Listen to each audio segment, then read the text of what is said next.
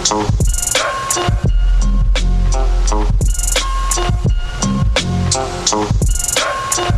yo, everybody out there. As y'all see, man, y'all be seeing this on YouTube. So let's talk about it. You know, we're in the new studio. Shout out to PQ1 Radio. Shout out to them.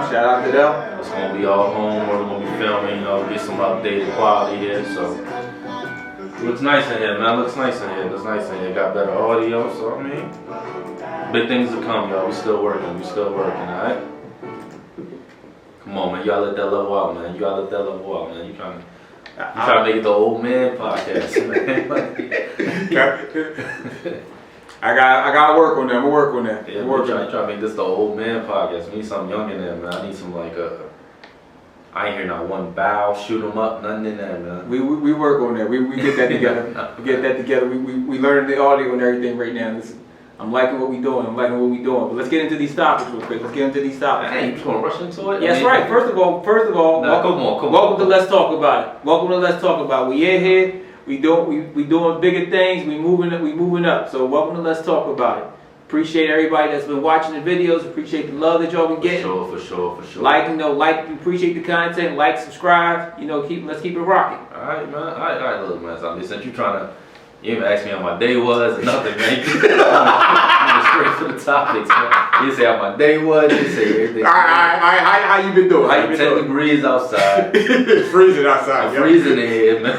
So I mean, ain't starting off too good, man. Y'all see me shaking on camera or something, man. Yeah, it is cool. Just know I barely survived, and it's breaking here and out there. So, man, we'll keep it rocking for y'all, though, man. All right, let's get into it, man.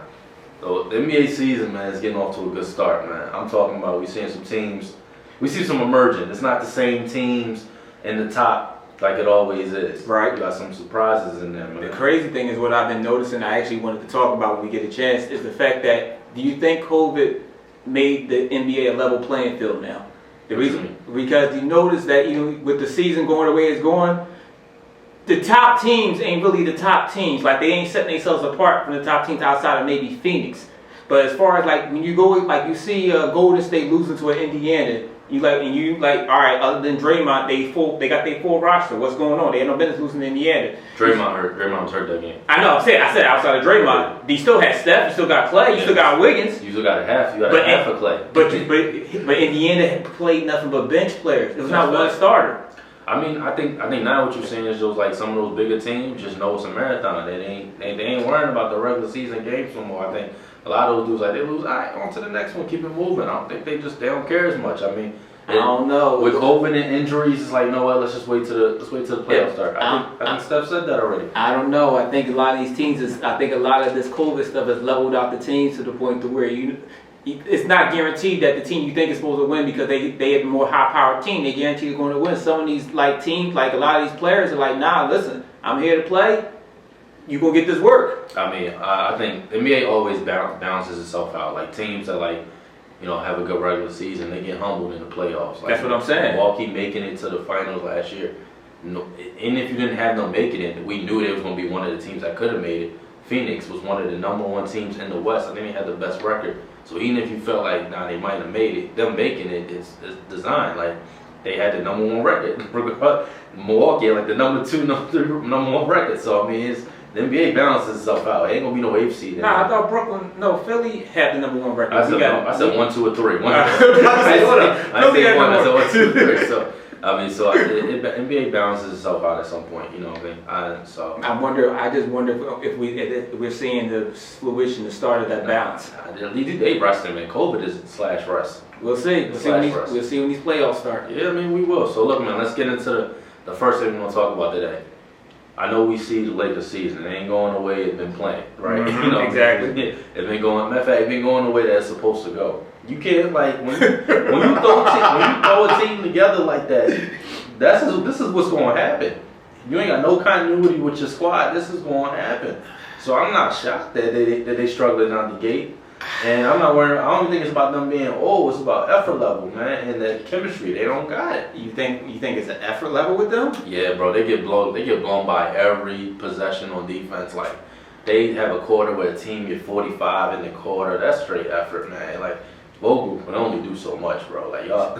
So do you really think So you're saying that even with the effort with the players, like you don't think they just can't play defense? Because most of the effort is just lack of defense. Like you got dudes out there that just really they're not defenders no more. They just like what we used to say before. They just defenders off of profile, off of stature, of what they used to be, not who they are now. A lot of these big time defenders, they're not really defenders no more. A lot of them is they too old to be guarding some of these young speedy little guards out here, or these young players. And Bron, we know Bron is tapering off. Westbrook was never a defender. Carmelo's not a defender.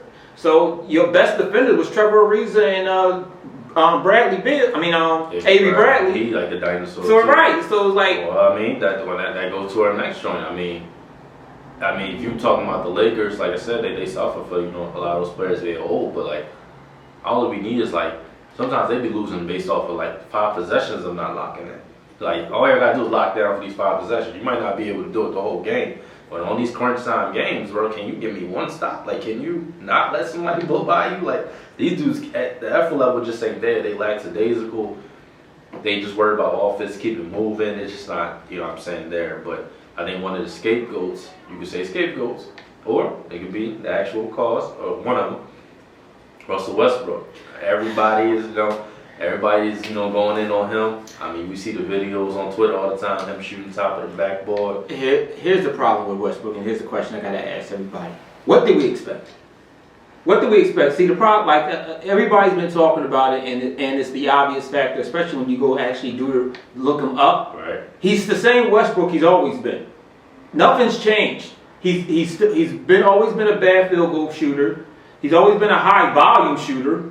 And he's always been a turnover dude. So what changed? He never was a defensive guy, even when he was in the OKC days. He wasn't not a defender. I mean, I think what changed is like even with everybody got flaws in the game, but even with Westbrook having those flaws, he wasn't stopping a team from winning. Now, I'm not saying he's doing now, but now you can kind of point and correlate some of those same flaws to why the team isn't winning. Well, that's because I think with where he was winning. But I think because everything was on his shoulders now, to where he was the main offensive weapon of that team between him and Adams. Right. He was the main offensive weapon on that team, so I think everything covered. But once you got to a team with LeBron, you got LeBron, you got AD, you got more offensive weapons to where you got to be more of a precision scorer instead of a high volume scorer. Like I said, he was a high volume. He took most of the shots for that team.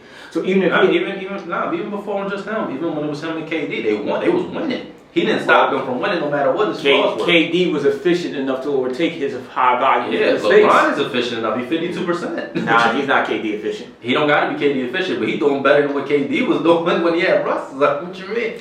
You're talking about from an offensive standpoint, he had one of his best years. So true. I think what we're really trying to ask y'all is like, whose job is it to fix Westbrook, man? Is it LeBron's job or is it Vogel's job? Vogel. It's Vogel, because at this point, I disagree. I don't. The reason why I say this is because with Vogel, you're the coach. You got to, as a coach, you got to be able to see somebody's flaws, see what they bring to the table, what they best at, and what they not good at. Sure. And with that, you got to be like, all right, listen, he's not good in this type of situation. Let me try him in this and see if I can get an effective out of him from here. That doesn't work. You got to keep putting him in a different situation to see how effective he can be in that, and that's where you use him at. You can't keep trying to force feed him into a situation where he's not being effective. He's being a liability out there. Ah, man, I got to go with Bron. I understand what you're saying, the coach. All right, let me address you. First, being the coach, it is your job to get everything on the floor and kind of put that person in a position to be the best they can be, right? As a coach, that is your job. But you ain't playing, right? So what I mean by that is, if you ain't a good fit, you ain't a good fit, man. Like, it don't matter what am I throwing out there with schemes, with offensive designs I'm doing for you. If it just don't work based off of what we have on the floor to be able to maximize your potential, then it's only so much I could do. I mean, I got to put it on Bron, because Bron assembled Westbrook to go there. I mean, all the reports, everything is saying Bron was the main catalyst of getting Westbrook to go there. Right. So you being the main catalyst, you should have figured that out before you even came and approached him. Like, oh, this is how this is going to work. Well, I think with Bron, and I think this is where we give him a lot of credit for stuff. He's always been looked at that he can almost play with anybody because of his skill set, what he's capable of. He's a pass first type person. Mm-hmm. He was never looked at as a scorer, as a high volume scorer, even though he does score at a high volume. He was mainly looked at as the ultimate team player. Right. He was the ultimate team player. Whatever team you put him on, he looks around and try to make his teammates better. So I think when he saw Westbrook, he's like, oh yeah, I can play with him. I can figure this out. I can do that. But I still look at the coaches saying like, listen, even with Bron playing with him, the way Bron, this is going back to the conversation, the way LeBron likes to play. The way LeBron likes to play the game, Westbrook doesn't fit out there. So the way you got to look at, all right, listen, Westbrook, you as a high volume scorer, Right. putting you out there with Bron, where you guys supposed to be like a spot up shooter or a precision type scorer, you're not that. So we gonna have to put you in a different. We might have to run you with the second unit. Like yeah, you a starter and you gonna start, but we gonna have to run you with the second unit and let Bron and them take the first unit and see if you can be effective in the second unit. Because putting you in the first unit, and that's again coaching, I got to be able to understand, I'm not putting you in the best position for you to be successful and to help my team win. Right now, you're a liability out there. So I have to look at you and say, all right, this ain't fitting, so I got to figure out something else how to fit. Yeah, but like, they sitting there like, bro, we didn't even want you in the first place. Like, Bron set that up, bro. We didn't even want you in the first place. I know. So it's up to them to make that work. All right, do you lend credence to the theory that's going out there that Bron got him so he could be a scapegoat? Like, it was like, No, we ain't gonna win it. We ain't gonna win anyway. I need another scapegoat. I need a scapegoat. I don't give credence to that. Now, I'll never give credence to that on no ground because that's just one of those crazy theories that people try to make excuses for stuff. They're saying he knew what was going to happen. Yeah, no. They say he No. If I'm to believe LeBron is the player that he is and the competitor that he is, the last thing you're looking for is a scapegoat. The last thing you're looking for is a scapegoat because at the end of the day, if you're that player, everything still falls on your shoulders. Sure. I mean, look, like I said, I feel like when it came to like LeBron and some of the teammates he had, you could point at some people where I know you said, you know, LeBron should be able, everybody should be able to, you know. The way he plays, he seemed like he played with everybody, right? Barring a couple of people, I think up to them, I think it should also be the other way around. Like, he puts you in the best situation for you to make your shots. You don't got to worry about, like, think about the Nets. You got KD and you got Kyrie. Harden can do one-on-one all the time. Reverse it, you got, you know, Harden and Kyrie. KD can go one-on-one all the time. That's why all his numbers going crazy this year. You get to be able to go one-on-one with your defender. If you get to go one-on-one, and nobody going to double you. You can leak out to the floor, he going to find you. You could cut, he going to find you. Excuse me. You should be able to get yourself in a rhythm to where those shots don't, he shouldn't be missing that bad. He should be able to get 2 easy layups off the, man, speaking of that, I read a stat, man. I don't know if it's true. They said Russ shooting like 52% on dunks. That is nuts. That is nuts. 52% on dunks? That is nuts. Are you serious? That is nuts. I see the compilation of him missing like 15 layups this year. Right there. I don't know if it's a confidence thing. Yo. But that man broken. He looked broken out here, man. Well, his confidence. Well, first of all, I don't care how confident you are. You come home to your home team. Yeah. You from LA. You've been trying to, you playing for your home team. You from your people that you grew up with and everybody in the city. And you're not playing to your best ability. Your confidence is shaking. I don't care how confident you are. Your confidence is shaking. Yeah. Now again, this is why I'm still gonna stay on effective the coach because at the end of the day, Bron ain't gonna get fired for this. Vogel is. Yeah. He's gonna be packing his bags as we speak. That's my point. So to say that this is Bron's responsibility to fix it, I can't say that because unless Bron is going to say, hey, don't fire Vogel, fire me because I'm asked for him, it's got to be on the coach because the coach is the one that's going to go down for this since it's not working and they losing. Name me a coach that fixed Westbrook. That fixed him? Nobody. Nobody. So I go for that. Name me a coach that fixed him. All his flaws. Nobody. Who was the coach that moved him from the 2 guard to the point guard? He still ain't fixed him. He still was the same flaws that you But when he came in the league, he was a 2 guard and they moved him to the point guard because they realized he's not an effective 2 guard because he's not a shooter. So that's why they moved Scott Brooks. Huh? Scott Brooks. If that's who did it, then that's who I would say fixed him because when he came in the league, he came in as a 2 guard. Right. And they moved him to a point guard. Right. The flaws you name me, he still always had. Ain't nobody fixed it. But he never played the game smarter. No, but here's the thing, and this is where I can say come to the coach again, right then and there. Scott Brooks realized, all right, he's not an effective 2 guard. Let me move him to the point guard. Moved him to the point guard, and now him and KD, they eventually took a team to the finals.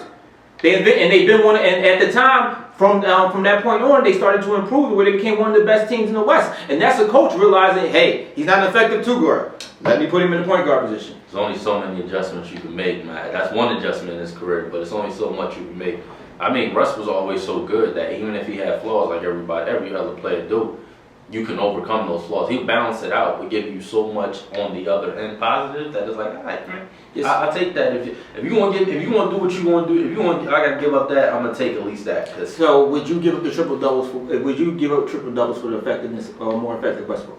Right? You give up triple doubles. Yeah, I mean, triple doubles wasn't always part of his career. OKC, that wasn't part of his career when he was with KD. That's my point, and that's where I think he's become flawed. That he's so focused.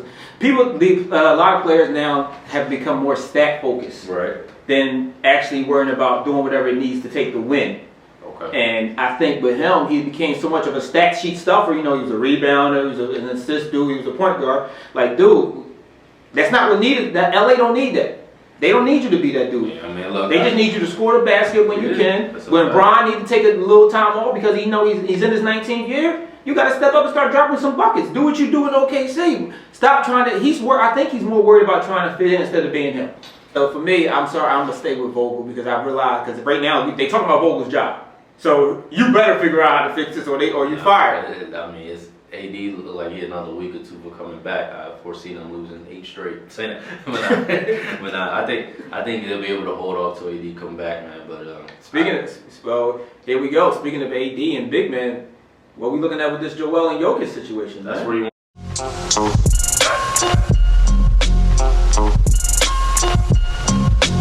Oh.